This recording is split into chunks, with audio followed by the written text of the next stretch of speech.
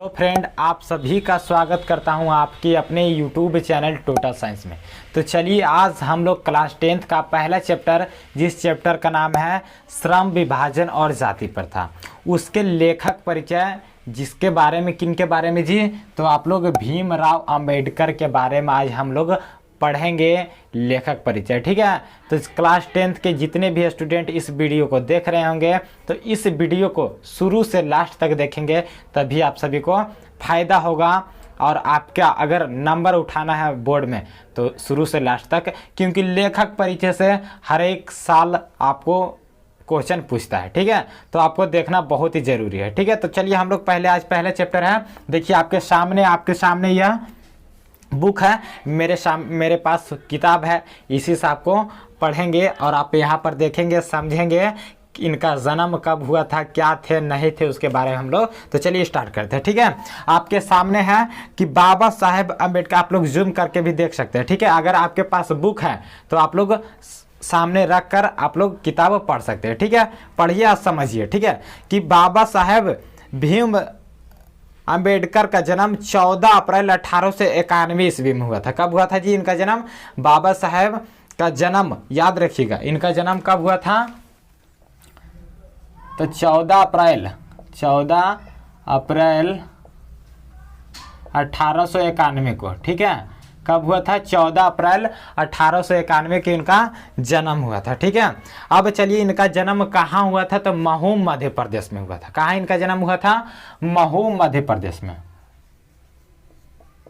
सभी लिखते चलेंगे जी, क्योंकि अभी से आप लोग तैयारी में जुट जाते हैं जी, तो आप सभी कुल्लों का बहुत ही बेहतरीन ढंग से तैयारी होगा। ठीक है, चलिए इनका अप्रैल जन्म कब हुआ था? तो 14 अप्रैल 1891 ईस्वी को महू मध्य प्रदेश में एक दलित परिवार में हुआ था। कहाँ जी?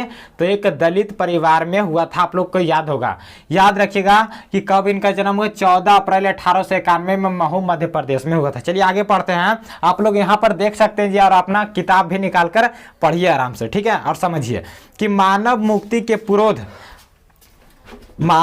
के पुरोधा बाबा साहेब अपने समय के सबसे सुपठित जनों में से एक थे। ठीक है, क्या थे वो? अपने जमाने में समय में सुपठित जनों में से एक थे। ठीक है, और प्राथमिक शिक्षा के बाद बड़ौदा नरेश के प्रोत्साहन पर उच्चतर शिक्षा के लिए कहाँ गए थे? तो न्यूयॉर्क गए थे। कहाँ जी? जो कहाँ है? न्यूयॉर्क, तो अमेरिका में है। ठीक है, अमेरिका में है। ठीक है, उसके बाद फिर वहाँ से लंदन कहाँ है? तो इंग्लैंड में। ठीक है, फिर वहाँ से अमेरिका से कहाँ गए?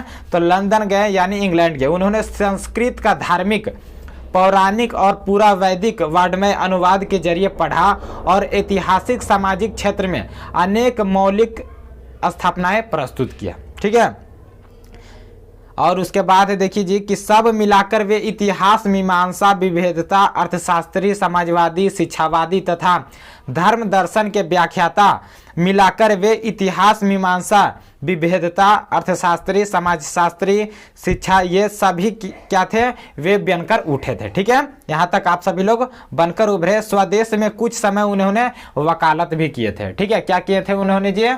तो स्वदेश में रहकर उन्होंने कुछ समय तक वकालत भी किए थे। ठीक है, उसके बाद पढ़िए, आप लोग के सामने है। ठीक है, कि समाज और राजनीतिक में बेहद सक्रिय भूमिका बनकर इनका क्या था जी? समाज और राजनीतिक में बहुत महत्वपूर्ण इनका भूमिका था। ठीक है, और आप लोग निभाते हुए उन्होंने अछूतों, स्त्रियों और मजदूरों को मानवीय अधिकार एवं सम्मान दिलाने के लिए अथक संघर्ष किए। इन्होंने क्या किए? इन्होंने तो मजदूरों, अछूतों, स्त्रियों और मजदूरों को अधिकार और सम्मान देने के लिए इन्होंने बहुत कठिन परिश्रम किया और बहुत ही इनका संघर्ष किए। उन्होंने अथक मतलब संघर्ष करते रहे। ठीक है, तो चलिए उनके चिंतन एवं रचनात्मकता के मुख्य प्रेरक व्यक्ति कितने थे? तो 3 व्यक्ति थे। कौन कौन? तो बुद्ध, कबीर और ज्योतिबा फुले। ये आता है कि 3 व्यक्ति इनके कौन थे? 3 प्रेरक व्यक्ति कौन कौन थे जी? तो याद रखिएगा, बहुत इंपॉर्टेंट है। 3 प्रेरक व्यक्ति कौन थे?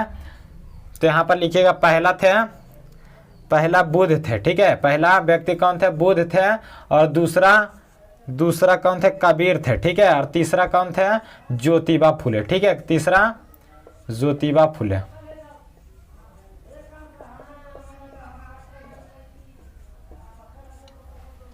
ठीक है, कि इनके 3 प्रेरक व्यक्ति कौन कौन थे? तो बुद्ध, ज्योतिबा फुले और कबीर, ठीक है।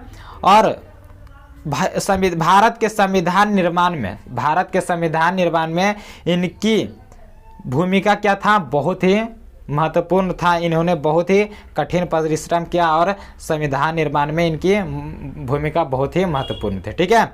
उसके बाद क्या जी कि एक निष्ठ संपन्न के कारण ही आज हमें उन्हें भारतीय संविधान का निर्माता का श्रद्धांजलि अर्पित करते हैं, ठीक है। दिसंबर 1956 ईस्वी को दिल्ली में बाबा साहेब का निधन हो गया था। इनका निधन कब हुआ था? तो 1956 में, ठीक है। इनका निधन कब हुआ? तो 1956 को कहाँ हुआ जी? दिल्ली में हुआ था इनका निधन। 1956 में, जन्म 14 अप्रैल 1891 को हुआ था, ठीक है। बाबा साहेब ने अनेक पुस्तकें लिखी। उनकी रचनाएं एवं भाषण है the caste in India, their mechanism, genesis and development. आप लोग यहाँ पर लिखा हुआ देखते रहिए, ठीक है। The अनचेबल्ड, who are Shudras Buddha, और बहुत सारा इन्होंने, ठीक है, लिखा हुआ है इनका। हिंदी में उनका वार्ड में भारत सरकार के कल्याण मंत्रालय से बाबा साहेब अम्बेडकर संपूर्ण वार्ड में नाम से 21 खंडों में प्रकाशित हो चुका है, ठीक है। तो इतना आप लोग। उसके बाद इसके बाद है कि यहाँ प्रस्तुत पाठ बाबा साहेब के विख्यात भाषण एलिहेशन ऑफ कास्ट के ललई सिंह यादव द्वारा किए गए हिंदू रूपांतरण जाति भेद का उच्छेद से किंचित संपादन के साथ लिया गया, ठीक है। यह भाषण जाति पाति तोड़क मंडल के वार्षिक सम्मेलन 1936 का, बस यही सब है जी।